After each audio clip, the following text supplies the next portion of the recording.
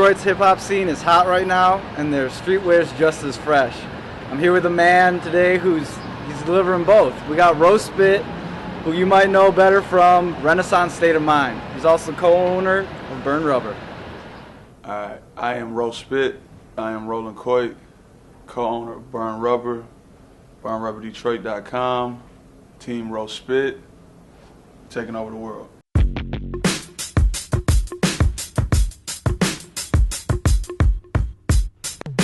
For the D. What up, though?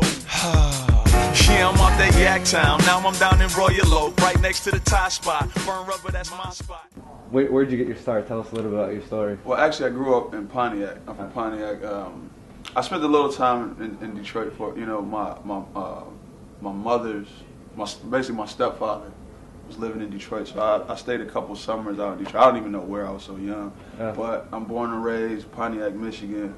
West Side, I'm just, that's why I'm the way I am. All right. So what were your musical influences when you're growing up? Was music a part of your life? Definitely. At a young age, or? Definitely. It goes back to Luther Vandross, Anita Baker, even like the early hip hop, like Run DMC, LL Cool J, MC Lyte.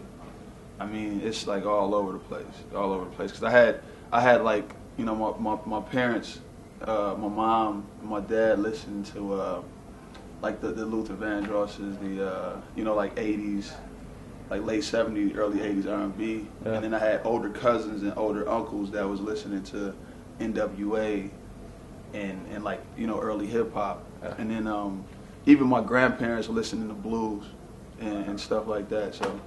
Yeah, it's all the entire spectrum.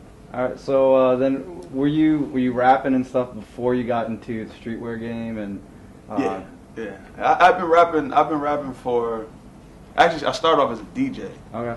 And but that was like my ultimate goal was always to become a rapper. Like I used to I've always since day one. Me and my cousin One Below, we used to put on like black jackets and black Raiders hats and then like the hangers that you could break, like the little plastic hangers. We used to wrap them in black tape. Right. And I would be Eazy-E and he would be Ice Cube. Yeah. You know what I'm saying? But I always wanted to rap, but I never. It was the thing where I was like always kind of nervous to step out in front of people. And then DJing kind of got me open to doing that, like being in front of people. I didn't have to talk, I didn't have to say anything, so it was cool. But it made it easier for me to be able to grab a microphone and actually say something. All right. But my ultimate goal from day one was to be a rapper. All right, then where'd you go? What was that transition? What brought you from wanting to do it to, putting your foot down and, making an impact in this city? Basically, when I started rapping, I was in college, and me and my boys, we used to drink and get, do all type of stuff. Man, I don't want to be doing that.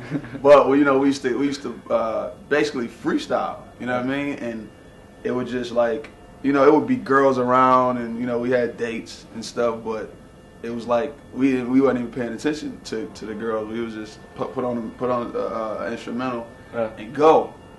And I started, like, people started saying, like, yo, you nice. And that's all I really needed. And then the two people that made me, like, take that next step was my cousin, One Below, because that's who I always looked up to as an MC since I was small. And my man Decompose, who was basically our producer at the time, still to this day. But they're the ones that said, like, yo, you got it. Like, you should continue. And that's all I needed. After that, it was like, yo, I'm serious about this. I started writing and started making songs, and basically, like, the rest is history. How'd you get into actually, getting your first gigs and, getting on stage and putting out mixtapes? What actually got you getting stuff produced? And just the way I am. Yeah. The way I am is like, I want people to know what I'm doing. And I'm not going to let anybody hold me back, whether that's me printing up 10 copies and getting them to 10 people. You know what I mean? Like, I was a DJ and I started making songs. And we had a crew of Subterraneous, and it was like 6, 7 MCs. Yeah. And then I got with my man Decompose, and I'm like, yo, I'm about to start recording, because he had just got some equipment to record. Okay. I recorded like 8 or 9 songs, and then the other MCs, my homeboys, they was like, yo, this is our DJ, and he has more songs than us. So it kind of got them moving and up, you know what I mean? Yeah. Other than that, it was just a thing where, like, you know, like I said, you just gotta, you can't sit on this music forever. Like, what's the purpose of making this music? To sit on it for so nobody can hear it. Yeah. So I put it out, and then one time when I started actually rapping, the first time I rapped, I wrote a rhyme, and we had just recorded it, and we were going to Chicago. I was going to Chicago to DJ for my cousin, and he was like, man, it'll be like, we was driving to Chicago. He was like, it'll be crazy if like I'm rapping and then you come out from behind the turntables. People go nuts, and I'm like, man, I'm not trying to do that. You know, I'm not trying to go out to Chicago and be my first time I actually step out. So, you know, he hyped me up, man, and I did it. And when I stepped behind from behind the turntables and stepped in front of the crowd, and I'm holding a mic, and I just see people's face and like the energy, I was like, I never want to DJ again. Yeah. You know what I'm saying? From there on, and I was like, yo, this is what I'm supposed to be doing. Yeah. And then from that point on, that was it. So the then, Renaissance State of Mind thing, it was pretty much me and Monica Blair. I had the idea, and I figured pretty much everybody would be doing a remix to that.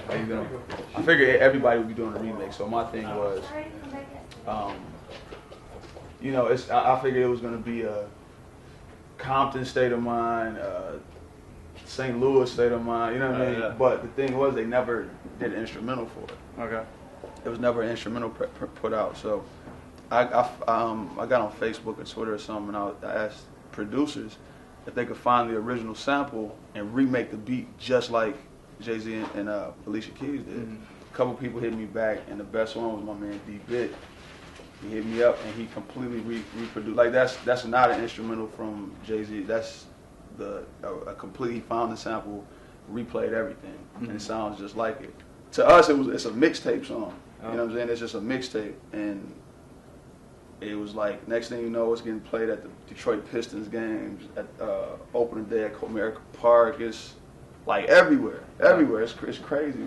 All right, so you know, with that show that you're doing on July 2nd, you're also celebrating the 3rd year anniversary here at Burn Rubber. Right.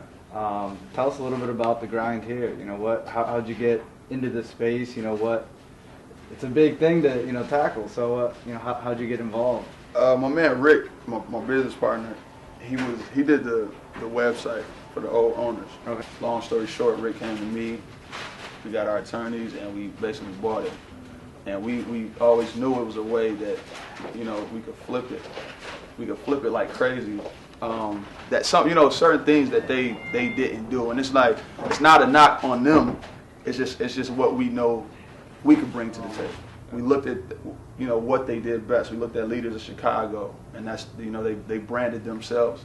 One thing I forgot who told us, but it's like, one thing out of all these companies, like, at any given time, Play Clothes can say, like, yo, we want to get bigger and we want to go into Macy's. At any time. Yeah. Nike can be like, yo, y'all not selling enough shoes, we giving all y'all shoes to Foot Locker. You know what I mean? But one thing they can never take away from us is Burn Rubber. Concrete jungle.